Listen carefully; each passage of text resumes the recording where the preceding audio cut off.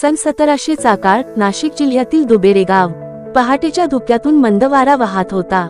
गावातल्या एका घरातून बाळाजी विश्वनाथांच्या घराचा छोटा अंगणात एक लहान मुलगा खेळत होता. डोळ्यांत चमक, चेहऱ्यावर आत्मविश्वास आणि चालण्यातली चपळाई, हा होता लहानगा बाजी.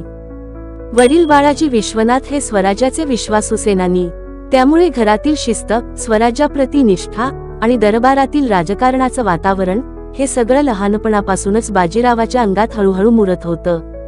गावोगाव फिरताना, युद्धभूमीच्या कथा ऐकत आणि दरबारातील मुत्सद्देगिरी पाहतच त्याचं बालपण घडत होतं. त्याचं शिक्षण फक्त अक्षरांपुरतं नव्हतं. तलवारबाजीच्या मैदानात, घोडेस्वारीच्या धुळीत, धनुष्याच्या ताणात आणि रणांगणावर लागणाऱ्या डावपेचात हा लहानगा रोज आपलं कौशल्य घडवत होता.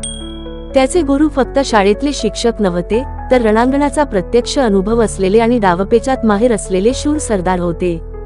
पण बाजीला केवळ तलवारीची ताकद पुरेशी वाटत नव्हती. त्याला बुद्धीचं बळ हवं होतं. वडिलांसोबत बसून तो राजकीय करार कसे होतात, शत्रूची मानसिकता कशी ओळखायची आणि शब्दांचं शस्त्र कधी कसं वापरायचं हे शिकत होता. लहान वयातच त्याला उमगलं होतं की तलवारी इतकंच महत्त्व असतं बुद्धीचं. हे बालपण फक्त खेळण्यात गेलं नव्हतं, ते होतं एका अशा योद्ध्याच्या घडणीचं, जो पुढे मराठा साम्राज्याच्या सीमा केवळ सांभाळणारच नाही, तर त्या उत्तरेकडच्या रणांगणात दूरवर पसरविणार होता. त्यावेळी कुणी कल्पनाही केली नव्हती की हाच तरुण एक दिवस दिल्लीच्या सत्तेला हादरा देईल. आणि आता पुढच्या भागात पाहूया, 20व्या वर्षी वडिलांच्या निधनानंतर पेशव्याच्या गादीवर बसलेला हा तरुण पहिल्याच मोहिमेत शत्रूच्या छातीत कसा थरकाप निर्माण करतो.